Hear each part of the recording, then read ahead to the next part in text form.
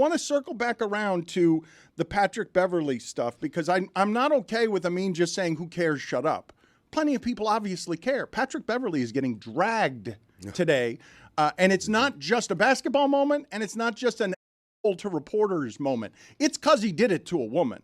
Like, it's getting more and more inflamed because he did it to a woman. And it's not who cares, shut up. People do care. He hit somebody in the face with a basketball. I thought we were going to get to that at some point. He did it again. We're going to do this, too. So let's just play the sound from Patrick Beverley first so that you can get uncomfortable, where he's just saying, if you want any of this sound of my pain, if you're going to profit off of my pain here, I want to profit in some way, too. Go download my podcast. Here. Oh, excuse me, I'm sorry. Before I finish. Yeah. You subscribe to my pod? Do I subscribe to you? I do not subscribe. So you can't interview me then. No disrespect. Well, Jamal is here. You subscribe? Okay, cool. Yeah. That's cool. Again, there were a couple times within a bucket or two. In previous games, y'all have been able to kind of get over that hump, or maybe. Got my face, please. Yeah, thanks.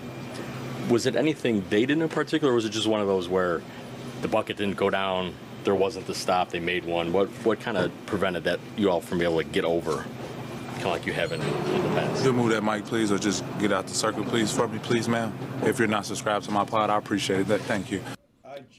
He does not have the power to eject someone from media availability. PR does.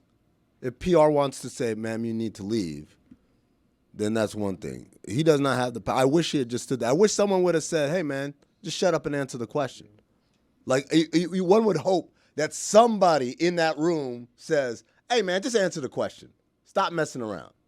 That's the part that's really disappointing, is that no one stood up and said anything. That's a tough spot for someone not involved there. Now you're going to insert yourself in this. This is someone who you've worked with, or even if you haven't worked with her, this is your job as well. And he's out here literally pushing her microphone away from the scrum. It's one thing to say, I won't answer your question disrespectfully off the bat. It's another thing to then say, you can't even keep your microphone here to do your job. And the fact that none of the other journalists in the room said anything is frustrating. But the bigger issue is that Pat Beverley is doing that himself. Like, the fact that he's out here pushing a microphone away is just wholly disrespectful to the people doing their job. My thing is this. It's like, he can do that. Somebody needs to say, nah. Yeah. Like, somebody needs to stand up and say, nah, man, just go ahead and do your thing. This is wild that we're putting this on the journalists. No, this is just all Pat Bev of for me. course. I'm not in locker rooms a lot, but skipping past that. No, but wait. allyship requires leadership, and this locker room is still not a place for women.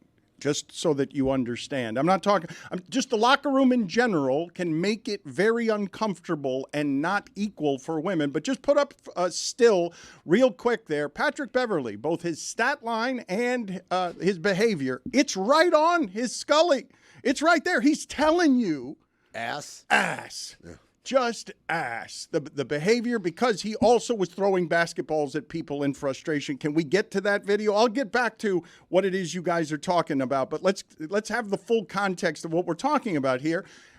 He is somebody who has gotten famous, at least in part, because do you know how many people there are in the NBA who average 9 points a season for their career? Or whatever it is that Patrick Beverley averages. He's famous and known for being this thing that is a little crazy and a lot of irritant and yappy, perpetually yappy. And so you see him there just throwing a basketball at people and his teammates. He's hot because he's embarrassed and they're losing and he's out in the first round. This is what I'm going to say. I don't know what the context is.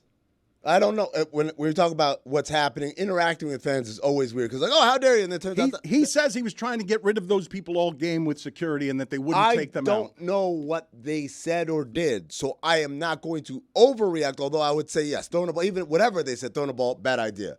What I am going to say is I know what the context is in the postgame scrum. That journalist did nothing wrong. I believe she's a producer for ESPN. She did nothing wrong. His whole thing was just, this is his own stupid-ass way to promote his stupid-ass podcast, right? And in that moment where he says, I'm not going to answer, that's not the first time. We've seen lots of time athletes say specifically, I'm not going to answer a question from Dan Le Batard because you wrote this, I'm not going to answer you. But to say, you're not allowed to stand here, you're not allowed, get out of here, that's where I think there's a line crossed. He's also done this to other reporters in Milwaukee this season. Like, I think he got Ejected there. No. from- Said, I won't talk to you if you don't subscribe to my podcast. I also think that at some point you got to do a calculus of, like, if you're the PR person at Milwaukee or if you're another journalist at Milwaukee, it's like, we're probably going to be here longer than Pat Bev. So, like, let's. But to me, that's more of a reason. That's well, what like, I mean. That's when you guys are that's like, what I'm saying. yeah. I'm saying, like, because he's probably going to be gone, it's like, let's stand up for the people that we're going to, like, from a very cynical point of view. And if he had a 10-year deal, who the cares? I didn't get the Patrick Beverley quote. Who the cares? To that point, though, too, like the matrix of headache versus value as a player, like Pat Bev is like kind of already on the headache side of the spectrum, right? Like there's nobody who's going to be like, oh, you know what? We need Patrick Beverley's services next year. Well, Milwaukee said it this year, so. In well, these you know what I locker mean, rooms, though, like, it has become a much more equitable place. Like, it's not just about. Well, let me go back for a yeah. second here. Roy's been trying to get in here. Let me go back here for a second. What I would say, because I may have been misunderstood here on what it is that I was saying earlier before, I don't believe that the locker room is still as safe for women as it is for men. Everyone's trying, but you're occasionally going to have You're right. the man in a locker room who's not okay with women in the locker room. So that's what I meant. I said it differently than that. I'm not saying it's not an equitable place. It's not the place it was when I was growing up in locker rooms, but there are plenty of men athletes still in locker rooms who are not welcoming women there. It is not as friendly to women as it is to men by consensus. Some people are just sort of tolerating it or pretending. So he tells her to go away. What if she says no, and then he ends the post-game scrum? He just gets up and goes away. What happens then? He gets fined? Does he get fined? He doesn't get fined because he was available. He answered questions, and then at some point he says, "Questions over." That counts for he was available. I would also argue you could say that a lot of places are still better for men than Yeah, women, that's right. like a Subway. Yeah. You know, like, I don't know that that's a locker room thing. no, It feels sort mm-hmm. of like a. I would assume Life thing. I'm gonna say, I may have this wrong. This part I may have wrong. I would say that generally, in my experience, it doesn't mean that I have accurate information at this minute, but the people in locker rooms who are dedicated to the obsessive compulsive craft of getting better at what it is that they do to the detriment of other things can be less evolved than the average workplace. I'm not arguing with you about the locker room thing. I'm just She saying I'm doesn't- yes-anding. Yes. Yeah, and they don't want any of us there, by the way. Yeah, Like, they don't want that's me true, there. too. They don't want you That's there. true. They don't want any of us in That's that also locker room. true. And that's kind of why I'm more inclined to criticize the behavior than to read into, like, it's because she's a woman. Maybe it is because she's a woman. Maybe it's not. I don't know. But what I do know is he does not have the power to eject a journalist who's not doing anything out of the ordinary But he does have the power, though, in front of his locker room to control what he is saying and to whom. And so if he doesn't do it that way, a way he can do it without creating the stir that would then bring publicity to his podcast is by simply saying, by punishing her, by telling everyone, interview's over, I am no longer available. I've answered a couple of questions, I've fulfilled my contractual partnership agreement, and now I'm getting out of this. And everyone's like, oh, man, we really wanted to hear what Patrick Beverley had to say. Hey, what happened? Hey, what? What happened when you threw that ball at You a know fan what? twice? I'm going to go subscribe to Patrick Beverley's podcast. Maybe now. he'll explain it there. That's so, sorry, telling people to subscribe to your podcast is lame. But please subscribe to Oddball. It is on, it's also a show. You can watch it on YouTube every day but Monday. It's funny. But it is lame to tell people to subscribe to your podcast. I don't do that other than the contractually obligated spaces where I do this here, right? Or at the end of our show or whatever. But like when I'm out and about in public, and Lord knows I have no shortage of podcasts, right? I've never in my life said, "Oh, you podcast? Yeah, I do podcasts." Oh, well, there's one about movies that are poorly rated on Rotten Tomatoes. Greg Cody did this on Tuesday. He did the exact same thing. Like walking out, Dude, he had a bruised face. He's like, I'm not talking about this. If you want to hear what happened, go to my podcast. But that's different. That's him creating actual content on his own time. I'm talking about walking down the street. Amin, I love you. Hey, how's it going? Do you have a podcast? I do. It's called Cinephobe. Wow. Hey, you should subscribe and like and rate and review, please. And also catch us on YouTube. We post Okay. like, who does that? Well, who does that? I would say someone who's got a more successful podcast than you do. I don't think Patrick so. Beverley. I don't think so. You know what I say? It's no knock on your podcast. Patrick Beverley has made himself. Guys, okay, listen. I don't want to be the one defending Patrick Beverley today. Patrick Beverley has turned himself into a voice and name in that league that has no... Has he? I mean, Patrick Beverley has a platform. Who else in that position has a platform when he's not that good? Theo Pinson. He's not that relevant. And Theo Pinson. Are you unfamiliar with how popular this podcast is? Are you familiar with how popular Theo Pinson is? This guy, he is America's favorite teammate. You know what I say when people are like, hey, which doesn't happen that often, but if they're like, I follow you on Twitter, someone, anyway, I'm like, sorry. I'm sorry for everything.